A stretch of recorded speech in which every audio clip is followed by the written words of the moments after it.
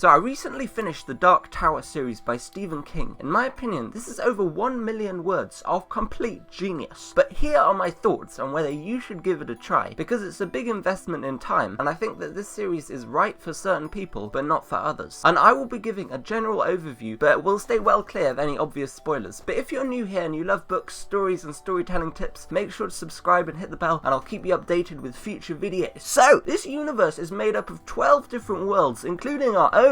And these worlds are connected in pairs by 6 magnetic beams that all cross at one central nexus point where the Dark Tower stands, alone and silent. It is this tower that establishes and maintains all the worlds in perfect balance, protecting the worlds from a power called the Dark, a hellish force that breeds demonic creatures. But the worlds are slowly decaying, breaking down. The phrase used in the books is moving on, because the Dark Tower is under attack and the protagonists must save it from almost certain collapse. If the Dark Tower falls, all will be lost. The main protagonist of this story is Roland Deschain of Gilead, a gunslinger descended from a long line of peacekeepers in Midworld. One of the main themes in this series is a force called Ka, and the only word I can really use to describe Ka is destiny, but it is much more than that since it affects all things. The concept of Ka is confusing, and it's really impossible to understand. It is almost a soft magic system since it brings certain people together and helps them to achieve certain goals. But when Ka is working on both sides of a conflict, only time will tell whose Ka is the strongest. Ka is a wheel. Or, in the words of the 10th and best Doctor, you could describe it as a big ball of wibbly-wobbly, timey-wimey stuff.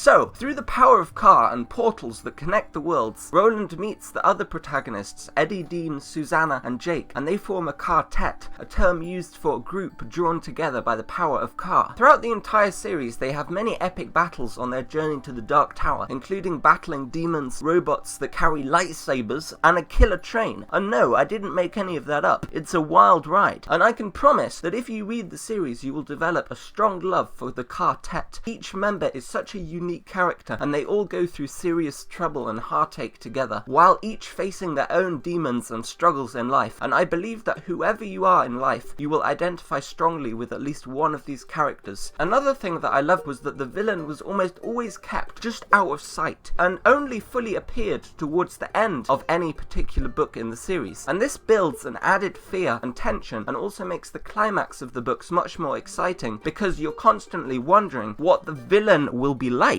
in the end. There are also some very interesting and brutal fight scenes, but I won't spoil too much about that. However, in case you're wondering, here are the books ranked in my personal opinion. However, here are just a few things you might want to consider before starting it. I found the first book the hardest to get into. I found it much slower than the rest, and at some points I didn't really know what was going on exactly, but I'm so glad that I pushed through, because the second book I found much more engaging and interesting, and I believe it is the second book that really hooked me into reading the rest of the series. And the first book is the shortest, but I believe that it is very important to read that because it gives you a very good foundation for the rest of the books. It's harder to understand the rest of the books unless you read the first book, but it's not impossible. I mean, you can just read the second book if you want, it's fine. It's not really going to hinder you from enjoying it anymore if you just start with the second book. Also, these are the first Stephen King books that I've really read, and from what I've heard, I'm guessing this series was very mild compared to his other novels, because this is probably much closer to Lord of the Rings than it is to any kind of horror book. But just a warning, there might be some